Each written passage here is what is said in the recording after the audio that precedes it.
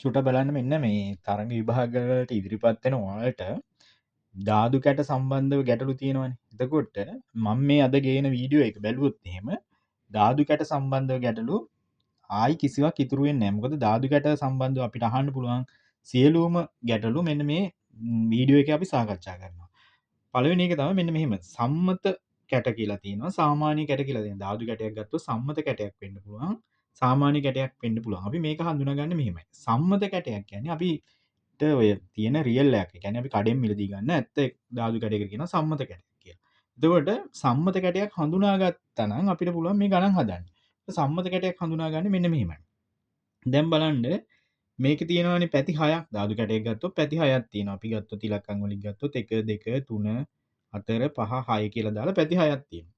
එතකොට දැන් සම්මත කැටයක තියෙන විශේෂත්වය තමයි ප්‍රතිවිරුද්ධ සංඛ්‍යා දික එකතුව හැම වෙලාවෙම 7 වෙනවා. දැන් අපි කියමු 3ට ප්‍රතිවිරුද්ධ සංඛ්‍යාව එකතුව ගත්තොත් එහෙම ප්‍රතිවිරුද්ධ සංඛ්‍යාව ගත්තොත් එහෙම 3යි ඒ සංඛ්‍යාව එකතු කරාම එන්න ඕනි 7.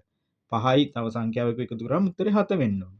එතකොට දැන් එහෙනම් එන්න ඒ තියරිය තමයි අපි මේකට පාවිච්චි කරන්නේ. ඒතකොට ළඟ තියෙන සංඛ්‍යා එක ළඟ සංඛ්‍යා එහෙනම් 7ක් වෙන්න බෑනේ දැන් 5යි 3යි සෝරි එක ළඟ සංඛ්‍යා එහෙනම් මේ කොයි වෙලාවකවත් 7ක් වෙන්න බෑනේ. ඒතකොට 5යි 3යි කීයද? 8යි. 5යි 1යි කීයද? 6යි. මෙතන 7 එන්නේ නෑනේ කොයි වෙලාවකවත්. 6යි 5යි කීයද? 11යි. 6යි 4යි කීයද? 10යි. එහෙනම් මේක අපිට කෙලින්ම හිතන්න පුළුවන් මේ සම්මත ධාතු කැටයක් කියලා. මොකද එක ළඟ සංඛ්‍යාව කොයි වෙලාවකවත් 7 ආවේ නෑ. ඒතකොට එක ළඟ සංඛ්‍යාවල අපි පළවෙනි පැති තුන ලියාගත්තා. මේ සෝරි මේ සම්මත ධාතු කැටේ පළවෙනි පැති තුන ලියාගත්තොත් 1 2 3 කියලා.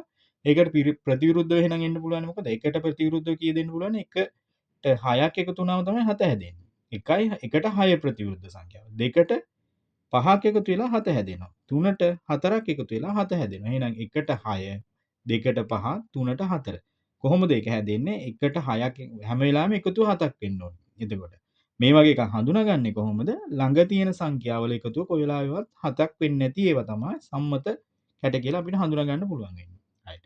එහෙනම් ඒක දැනගත්තා නම් ඔන්න පළවෙනි ධාතු කැට ප්‍රශ්නේ ගැටලුව ඉවරයි. right. අපි යනවා ඊළඟට සාමාන්‍ය කැට. මෙතෙන්දි තමයි විභාගයට ඉදිරිපත් වෙන ඒවා ගොඩක් වෙලාවට එන්නේ. සාමාන්‍ය කැටය. දැන් සාමාන්‍ය කැටවල මෙන්න මෙහෙම තියෙන්න පුළුවන්. සාමාන්‍ය කැටයක තියෙන්න පුළුවන් මෙන්න මේ වගේ අවස්ථාවක්. බලන්න මේ තියෙන්නේ පළවෙනි සාමාන්‍ය කැට වලින් අහන්න පුළුවන් ප්‍රශ්න. මේ තියෙන තව සාමාන්‍ය කැට වර්ගයකින් මේ තියෙන තවත් සාමාන්‍ය කැට වර්ගයක්. මේ වගේ අවස්ථා තුනකදී ප්‍රශ්න අහන්න පුළුවන් මේ සාමාන්‍ය කැට වලින්. එකක් තමයි මේ පොදු අවයවය කියන්නේ. මේ සාමාන්‍ය කැටයක තියෙන්න පුළුවන් පොදු අවයවය. පොදු අවයවය එකම ස්ථානයක පිහිටනවා. දැන් අපි කියමු එකම පිහිටීමක් තියෙනවා නම් දැන් මේ ධාතු කැටේ මේ ධාතු කැටේ මේ ඉහළමයි පොදු අවයවය පිහිටලා තියෙන්නේ. මේ දෙක කියන පොදු සංඛ්‍යාව පිහිටලා තියෙන්නේ මේ ඉහළ. ඒ කියන්නේ උඩින් තියෙන කෑල්ල. එතකොට මේකේ මේ එකම පිහිටීමක තමයි මේක තියෙන්නේ. ඒතකොට මේ වගේ අවස්ථාවක් ආවොත් එහෙම හරි ලේසි අපිට හදන්න. කොහොමද දන්නවද කියන්නේ අපි එතකොට අපි ගන්නේ අනුරූප අගයන් ප්‍රතිවිරුද්ධයි කියලා. අනුරූපයි කියන්නේ මොකද්ද?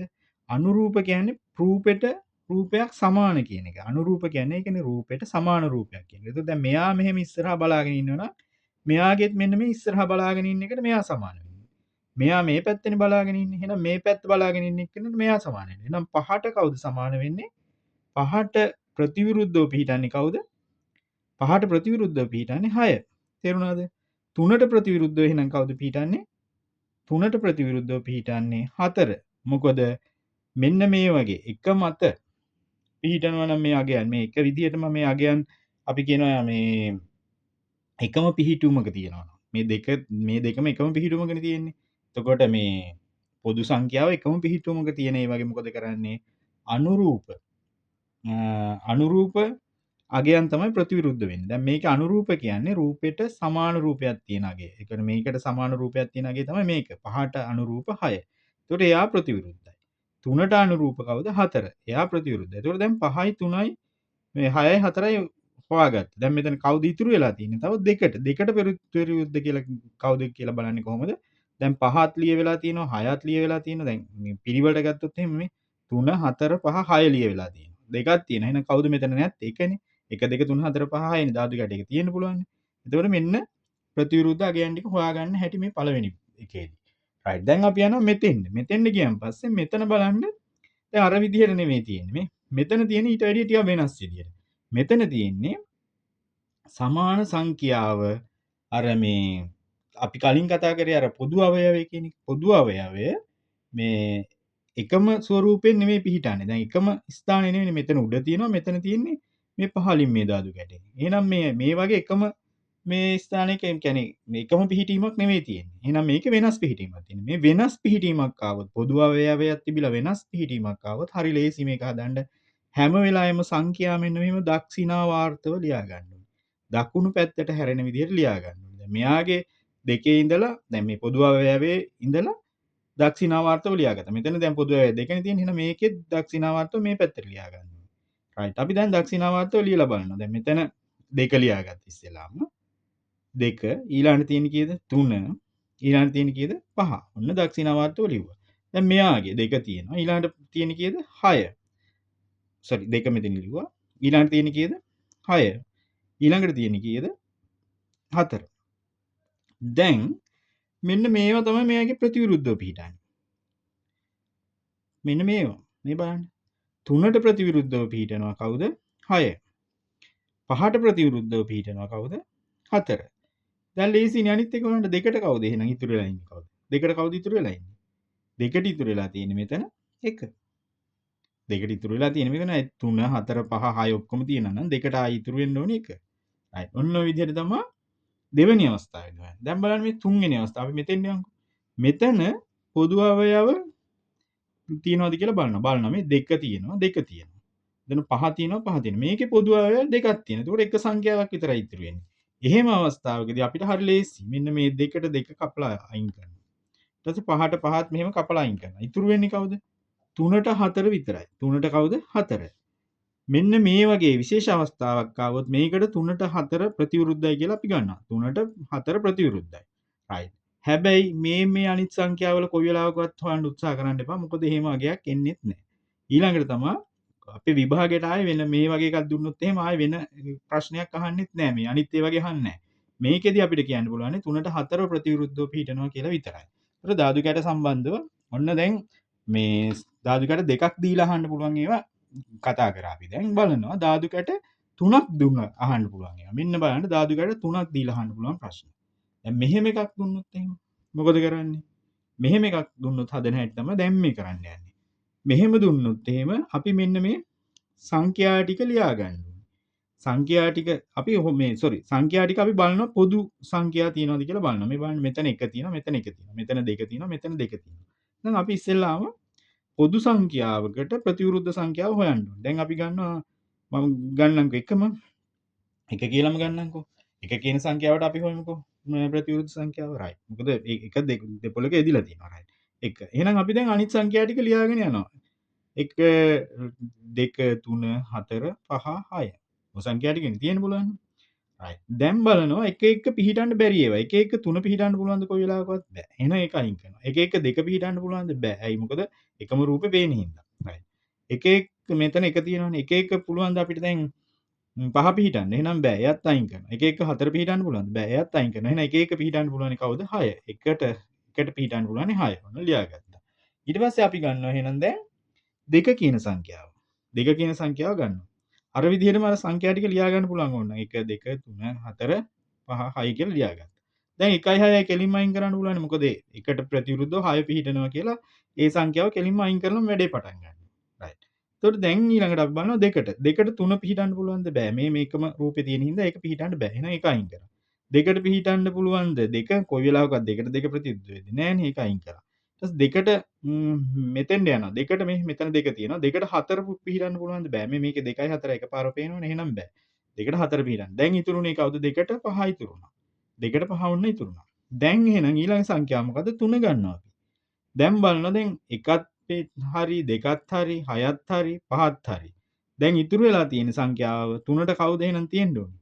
3ට තියෙන්න ඕනේ 4. 3ට තියෙන්න ඕනේ 4 මේ බලන්න. 3ට 4. එතකොට සංඛ්‍යා හරි මේක 2 3 4 5 6 සංඛ්‍යා ටික සම්පූර්ණයි. right. මේ දෙක විසඳගත්තන් පස්සේ ඊළඟට ඉතුරු වෙලා තියෙන එක තමයි එන්නේ. දැන් හිතන්න පුළුවන් ඉංග්‍රීසි අකුරු දුන්නොත් කොහොමද එහෙම වුණොත් ඔක් කරන්නේ කියලා. ඉංග්‍රීසි අකුරු කියන්නේ මෙන්න මේ වගේ දෙන්න පුළුවන්. මේ ලෙටර්ස් දුන්නොත් එහෙම අපි මේක හදන්නේ අර විදිහටම තමයි. ලියා ගන්නවා. දැන් මේ පොදු සංඛ්‍යා තියෙනවද බලන්න මේ. පොදු අකුරු තියෙනවද බලන්න මේ KK. පොදුයි. ඊට පස්සේ මේකේ ආය මේ BB පොදුයි. එහෙනම් අපි ඉස්සෙල්ලාම පොදු එකකින් පටන් ගන්නවා. K අකුරෙන් පටන් ගන්නවා. K අකුරෙන් පටන් ගත්තා. මෙතන තියෙන ඉංග්‍රීසි අකුරු ලියාගෙන යනවා ඊළඟට. A B තියෙනවා. ඊළඟට මෙතන තියෙනවා S තියෙනවා. මෙතන තියෙනවා M. මෙතන තියෙනවා T තියෙනවා. BH ලිය වෙලානේ තියෙන්නේ. එහෙනම් ওই ටික තමයි තියෙන්නේ. 1 2 3 4 5 6යි. right. දැන් මොකද කරන්නේ? K එක පිහිටන්න බැරි ටික අයින් කරනවා. K එක පිහිටන්න පුළුවන්ද? B බෑ. එහෙනම් එයා අයින් කරා. K එක පිහිටන්න පුළුවන්ද? A බෑ. එයා අයින් කරා. ඊට පස්සේ K මෙතන ආයේ K තියෙනවා මේ හැටි. K එක S පිහිටන්න පුළුවන්ද? බෑ. එහෙනම් එයා අයින් කරා. K එක පිහිටන්න පුළුවන්ද? M බෑ. එහෙනම් එයාත් අයින් කරා. එහෙනම් K එක පිහිටන්න පුළුවන්. K කියන අක්ෂරෙත් එක්ක T කියන අක්ෂරේ පිහිටන්න පුළුවන්. ඊට පස්සේ අපි බලනවා ඊළඟ එකට. එහෙනම් අපි බලනවා ඊළඟට B වල. B වල. දැන් මේ ටිකම ලියා ගන්නවා අපි. මොනවාද? K A B H M P ලියාගත්තා. දැන් KP කෙලින්ම අයින් කරලා දාන්න පුළුවන්. මොකද ඒක කලින් හම්බුණානේ. ඒක අයින් කරලා දැම්මා. right. ඊට පස්සේ අපි බලනවා දැන් B එක පිහිටන්න බැරි අනිත් ඒවා. B එක පිහිටන්න බෑ A. මෙන්න අයින් කරලා දැම්මා. B එක මෙතෙන් යනවා. B එක පිහිටන්න පුළුවන්ද P? B එක පිහිටන්න බෑ. P ඒක අයින් වෙලාම තියෙන හරි. B එක H පිහිටන්නත් බෑ. B එක කොහොමද? B පිහිටන්නේ නැහැනේ කවදාකවත්. එහෙනම් B එක කවුද ඉතුරු වෙන්නේ? B එක ඉතුරුන්නේ M විතරයි. හරි. දැන් Kත් හරි Pත් හරි Bත් හරි M හරි. දැන් හතරක් හරිනේ. එහෙනම් ඊළඟට ඉතුරු වෙන්නේ මොකද්ද? A අකුර ගමුකෝ දැන්. A අකුරට කවුද පිහිටන්න පුළුවන්? මෙතනින් ඉතුරු වෙලා තියෙන අකුර. A අකුරට ඉතුරු වෙලා තියෙන්නේ කවුද මේ හරින් ඉතුරු වෙලා තියෙන්නේ? H අකුර විතරයි. එහෙනම් A ට H. ඔන්න ඔය විදිහට තමයි මේ ගණන් හදන්නේ. එතකොට මම හිතනවා දැන් මේ ඔයාලට මේක සමරියක් විදිහට ගෙනාවොත් මේ මේ ධාතු කැට 3ක් දුන්නොත් එහෙම මේ විදිහට ලියලා මේ විදිහට අපි ඉලක්කම් ටික ලියලා ඉවරලා මේ පිහිටන්න බැරි ඒවා ටික ඉවත් කරලා මේ විදිහට හදන්න පුළුවන්. මේ දැන් එක එක පිහිටන්න බෑ 3 2 මොකද එකම රූපේ පේන ඉඳ. එකම රූපේ පේන ඒවා ටික අයින් කරාම අපිට අවශ්‍ය පිළිතුර දෙනවා. හම්බ වෙනවා. හරිද? ඊළඟට මෙතෙන්ට આવොත් එහෙම පළවෙනි එක මේ අපි මේ පළවෙනිම දැන් මෙතන කතා කරේ පොදු අවයවයක් තියනවාද කියලා බැලුවා. ඒ පොදු අවයවය එක මත පිහිටනවාද බැලුවා. ඒ කියන්නේ මේක එකම ස්වරූපය අරගෙන පිහිටනවාද කියලා බලනවා. එකම පිහිටුමකද තියෙන්නේ කියලා බලනවා. එකම පිහිටුමක තියෙනවා නම් මොකද කරන්නේ? අනුරූප ඒවා තමයි සමාන වෙන්නේ කියලා බැලුවා. දැන් මේකට අනුරූපයි මේක. 5ට 6 අනුරූපයි. 3ට 4 අනුරූපයි. ඔන්න ඒකේ තියෙන්නේ. ඊළඟට පොදු අවයවයක් තියනවාද කියලා බලනවා. ඒක මේ එකම පිහිටුමේද තියෙන්නේ කියලා බලනවා. දැන් එකම පිහිටුමේ නෙමෙයිනේ මේක තිබ්බේ. එහෙනම් ඒ වගේ අවස්ථාවකදී මොකද කරන්නේ? පොදු අවයවයේ ඉඳලා දක්ෂිනාවාර්තව බලනවා අපි. ඒතකොට දෙක තමයි පොදු අවයවය. එයා දක්ෂිනාවාර්තව බැලුවා. මේ විදිහට තමයි ලියවෙන්නේ 2 3 5 කියලා. 2 6 4 කියලා. එතකොට මේ Tamanට උඩින් තියෙන සංඛ්‍යාව මේ සංඛ්‍යාවට උඩින් තියෙන සංඛ්‍යාව තමයි ප්‍රතිවිරුද්ධ සංඛ්‍යාව. මේ සංඛ්‍යාවට උඩින් තියෙන සංඛ්‍යාව තමයි ප්‍රතිවිරුද්ධ සංඛ්‍යාව. ඒක ඒ විදිහට බලන්න පුළුවන්. right. මෙතෙන්දී පොදු සංඛ්‍යා දෙකක් තියාදී මොකද කරන්නේ? මේ දෙක කපලා හැරලා ඉතුරු වෙන එක තමයි අපිට ප්‍රතිවිරුද්ධ සංඛ්‍යාව කියලා ගන්න පුළුවන්. ඊට වැඩිය ගන්න බෑ. ඕක තමයි ධාතු කැට වලින් අහන්න පුළුවන් සියලුම ප්‍රශ්න. ওই ටික තමයි අහන්න පුළුවන්. ඊළඟට ධාතු කැට වලින් අහන්න පුළුවන් පතරමක් දීලා ප්‍රශ්න. ඒක මම හෙට වෙනත් වීඩියෝ එකක අරගෙන එනවා. මොකද මේ වීඩියෝ එක ගොඩක් දිග වුණා. ඒක නිසා. හරි. එහෙනම් සියලු දෙනාට ජය වේවා.